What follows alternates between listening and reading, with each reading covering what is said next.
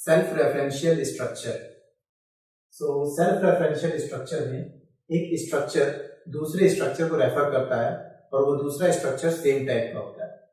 Means a structure is referring to a structure of same type. So let's take an example. इसके बाद आपको समझ में आएगा। एग्जाम्पल लेते हैं इस पे। लेट्स से मैं स्ट्रक्चर को डिफाइन कर रहा हूं स्ट्रक्ट, और स्ट्रक्चर का टैग भी मैंने ले लिया लेट्स से न्यू, एंड इस स्ट्रक्चर में मेरे पास 3 मेंबर्स हैं, int a, then struct new star no, ये सेकंड मेंबर है, और थर्ड मेंबर है मेरे पास फ्लोट b, और ये मेरा स्ट्रक्चर क्लोज हो गया। सो इस स्ट्रक्चर में int a और फ्लोट b तो हम जानते हैं कि ये मेंबर है, ये हमें ऑलरेडी मालूम है।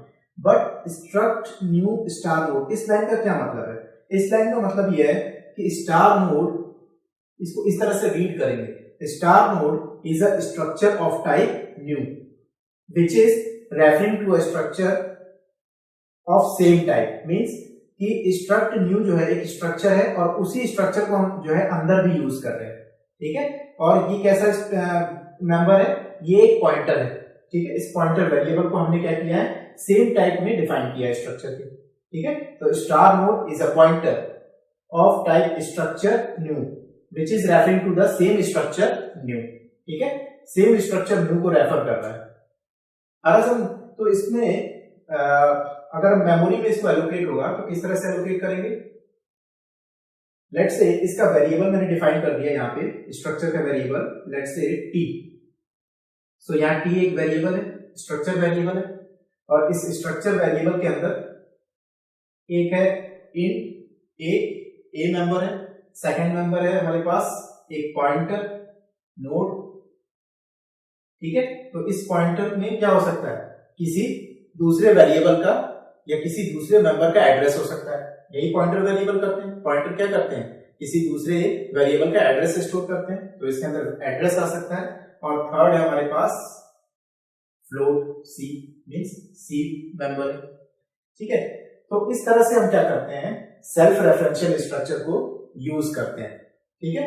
सेल्फ रेफरेंशियल स्ट्रक्चर का जनरली यूज आप लिंक लिस्ट, ग्राफ, ट्री जैसे डेटा स्ट्रक्चर में यूज कर सकते हैं। If you are reading data structure, अगर आपने डेटा स्ट्रक्चर रीड किया होगा तो आपने उसमें stack, cube, link list, graph, tree ये सारे डेटा स्ट्रक्चर्स को रीड किया होगा। तो सेल्फ रेफरेंशियल स्ट्रक्चर का हम यूज करते हैं लिंक लिस्ट में, ओके। देन ट्री में भी इसका यूज होता है, समटाइम्स ग्राफ में भी यूज होता है। तो लिंक लिस्ट, ट्री और ग्राफ में जनरली क्या होता है कि एक नोड जो है दूसरे नोड को पॉइंट करता है, और वो नोड दोनों सेम टाइप के होने चाहिए। तो अगर आपको सेम टाइप के नोड को जो है रेफर करना है, उस केस में हम क्या करेंगे? सेल्फ रेफरेंशियल स्ट्रक्चर का यूज करेंगे। एंड वन मोर थिंग, यहाँ पे जो ये पॉइंटर वेरिएबल है, पॉइंटर मेंबर है, इस पॉइंटर मेंबर को अगर आप बिना इनिशियलाइज किए यूज करोगे तो यहाँ पे क्या होगा? गार्बेज वैल्यू प्रेजेंट होगी, ठीक है। और गार्बेज वैल्यू को अगर आप यूज करते हो, it will lead to a segmentation fault. Segmentation fault के चांसेस बढ़ जाएंगे। तो हमेशा पॉइंटर मेंबर को आप क्या करो? पहले इनिशियलाइज कर लो किसी एड्रेस से, एंड देन उसको फिर आप जो है यूज कर सकते हो, ठीक है। तो इस तरह से हम क्या करेंगे? सेल्फ रेफरेंशियल स्ट्रक्चर का यूज करेंगे, ओके फाइन।